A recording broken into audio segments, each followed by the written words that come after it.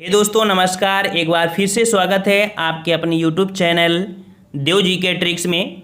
तो दोस्तों हम लोग यहाँ पर जीके का टेस्ट लगाने वाले हैं और ये सुबह 7 बजे आपको मॉर्निंग में आ जाता है। तो आप सुबह 7 बजे जीके का बेहतरीन रिवीजन कर सकते हैं और ऐसे प्रश्न आपके हैं जो आपके हमेशा एग्जाम में पूछे जाते हैं।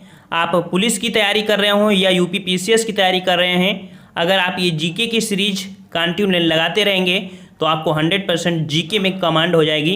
बहुत ही बेहतरीन प्रश्न है। चलते स्टार्ट करते हैं। सभी लोग एक बार वीडियो को लाइक कर दीजिए और नए हैं तो चैनल को सब्सक्राइब भी कर लीजिए। चलिए यहाँ पर आपका प्रश्न दिया गया है कि निम्नलिखित में से किन अनुच्छेदों को राष्ट्रीय आपातकाल के दौरान निलंबित नहीं किया जा सकता है।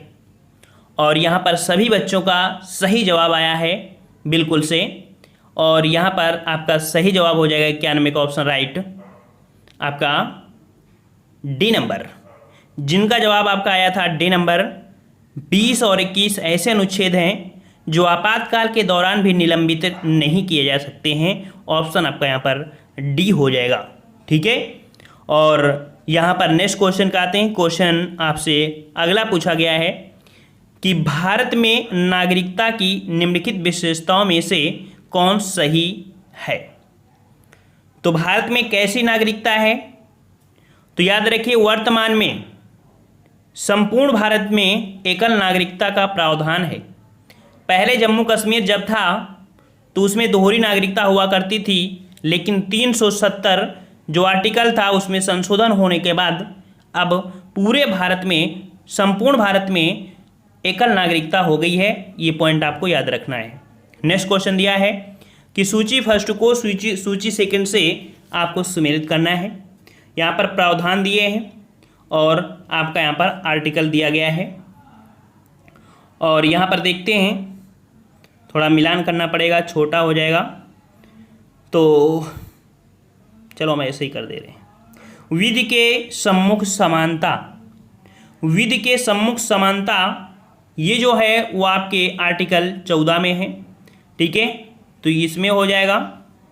कार्य करने का अधिकार जो कि आर्टिकल 41 में दिया गया है, और कार्य करने के लिए सही और मानवीय स्थितियां ये आर्टिकल आपके 42 में दिया गया है, और बच्चों के लिए मुक्त तथा अनिवार्य शिक्षा ये 21 के फर्स्ट में दिया गया है। तो इस प्रकार से देख सकते हैं ये इसका बनेगा, जो कि ऑप्शन में आपका दिया होगा 3412। ऑप्शन आपका यहाँ पर बी सही हो जाएगा। चलिए नेक्स्ट क्वेश्चन आपसे अगला पूछा गया है कि एक भारत श्रेष्ठ भारत पर्व 2019 का आयोजन निम्नलिखित में से किस मंत्रालय द्वारा किया जा रहा है। तो एक भारत श्रेष्ठ भारत पर्व, ये जो मंत्रालय है, ये मंत्रालय का नाम है केंद्रीय मानव संसाधन विकास मंत्रालय। ऑप्शन आपका यहाँ पर ए सही हो जाएगा। ठीक है, और अगला क्वेश्चन आपसे दिया गया है यहाँ पर कि उत्तर प्रदेश में केंद्रीय विश्वविद्यालयों की संख्या कितनी है। तो उत्तर प्रदेश में केंद्रीय विश्वविद्यालयों की जो संख्या है वो आपकी कितनी है, आपकी 4 है। ठीक है, केंद्रीय जो कह सकते हैं कि प्रदेश में जो शिक्षा के माध्यम, वैसे वर्तमान में देखा जाए तो आपकी 6 हो गई है। ठीक है, तो इसकी कह सकते हैं जो काशी हिंदू विश्वविद्यालय था, अलीगढ़ मुस्लिम, और डॉक्टर भीमराव अंबेडकर विश्वविद्यालय लखनऊ में जो है, इलाहाबाद विश्वविद्यालय वो तो थे, और झांसी एक और भी है वर्तमान में, मतलब 6 हो चुके हैं, बी हो जाएगा। अगला है कि भारत के निम्नलिखित औद्योगिक प्रदेशों में से किसमें शिवकाशी केंद्र स्थित है। औद्योगिक क्षेत्रों में किसमें शिवकाशी केंद्र स्थित है। शिवकाशी केंद्र, तो शिवकाशी केंद्र ये आपकी है कहाँ पर, मदुराई, जो कि कोयम्बटूर बेंगलुरु प्रदेश, यहाँ पर है आपका शिवकाशी केंद्र। ऑप्शन राइट आपका यहाँ पर आपका सी हो जाएगा। ठीक है, या भारत के पटाखा उद्योग की राजधानी भी कही जाती है, याद रखिएगा, पटाखा उद्योग की राजधानी भी कही जाती है। अगला है पुस्तक इंडियन विंस फ्रीडम के लेखक कौन है। पुस्तक इंडियन विंस फ्रीडम के जो लेखक हैं वो आपके कौन से हैं, याद रखिएगा कि इंडिया विंस फ्रीडम के लेखक मौलाना अबुल कलाम आज़ाद थे, और इसके अतिरिक्त इनकी और भी पुस्तकें थी गुब्बारे खातिर, ठीक है, और भी थी। तो यहाँ पर कह सकते हैं कि क्या हुआ इनका, आपके मौलाना अबुल कलाम आज़ाद। तो ऑप्शन आपका यहाँ पर ए हो जाएगा। अगला है कि किसी राज्य में राज्यपाल की नियुक्ति संविधान के अनुच्छेद में है, अर्थात किसी भी राज्य में राज्यपाल की जो नियुक्ति होती है वो किस आर्टिकल के तहत होती है। राष्ट्रपति जो नियुक्त करता है वो आपके 155 के तहत करता है। ऑप्शन राइट आपके यहाँ पर सी हो जाएगा, ठीक है। वो अपना पद राष्ट्रपति के प्रसाद पर्यंत धारण भी किए रहता है। अगला क्वेश्चन है कि निम्नलिखित में से कौन भारत में संघ राज्य संबंध से संबंधित नहीं है। संघ राज्य संबंध से संबंधित नहीं है, संघ राज्य संबंध से संबंधित नहीं है। तो संघ राज्य संबंध से सरकारी आयोग, सरकारिया भी है, राजमन्नार भी है, पुंची है, लेकिन इंद्रजीत गुप्त समिति ये संघ राज्य संबंध से संबंधित आपकी एक समिति आपकी नहीं है, ठीक है। और यहाँ पर ये जो कह सकते हैं प्रशासनिक सुधार से संबंधित थी। अगला क्वेश्चन आपसे यहाँ पर दिया है कि किस राज्य सरकार ने टिक्की मौसी नामक शुभंकर का अनावरण किया है। टिक्की मौसी नामक शुभंकर का अवतरण किया है। तो ये है 60 का ऑप्शन आपका सी, ओडिशा राज्य ने। किसने किया है, आपके ओडिशा राज्य ने किया है। ये क्यों किया है, तो बच्चों और महिलाओं के पोषण के बारे में जागरूकता फैलाने के उद्देश्य से ओडिशा सरकार ने महिला व बाल विकास विभाग ने यूनिसेफ के साथ मिलकर टिक्की मौसी नामक शुभंकर का अनावरण किया है। भारतीय संविधान की 11वीं अनुसूची संबंधित है। भारतीय संविधान की 11वीं अनुसूची जो संबंधित है वो आपकी किससे है, 11वीं दिया है चूँकि पंचायती राज 61 का ऑप्शन 11वीं अनुसूची 73वें संविधान संशोधन के तहत की गई थी 1992 में, और इन अनुसूची में पंचायतों को शक्तियाँ प्रदान की गई थी, है ना। तो यहाँ पर पंचायती राज अर्थात कह सकते हैं ग्राम पंचायत के लिए, ठीक है, क्या कह सकते हैं, ग्राम पंचायत किससे ली है, 11वीं, और 12वीं है जो कि आपके नगर पालिका से, जो कि सिटी के लिए था।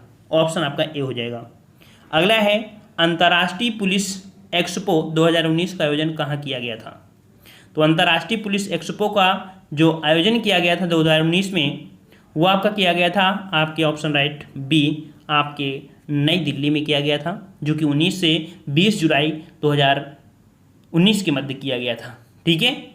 और यहाँ पर नेक्स्ट क्वेश्चन है कि भारतीय संविधान के किस अनुच्छेद में 42वें संविधान संशोधन विधेयक द्वारा मूल कर्तव्यों को सम्मिलित किया गया है।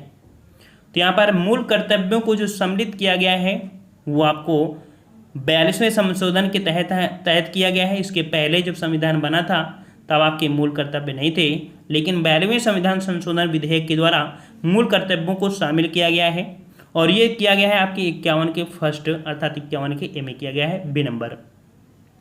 निम्नलिखित में से किसने फ्रेंच ओपन 2019 का पुरुष एकल का खिताब जीता है। तो फ्रेंच ओपन 2019 का पुरुष का एकल का जो खिताब जीता है और राफेल नडाल, ऑप्शन आपका ये हो जाएगा, राफेल नडाल ने जीता है, ठीक है। राफेल नडाल जो कि स्पेन के खिलाड़ी हैं और इन्होंने डोमिनिक स्थिम जो कि ऑस्ट्रिया को पराजित किया था, ऑस्ट्रिया को, ठीक है।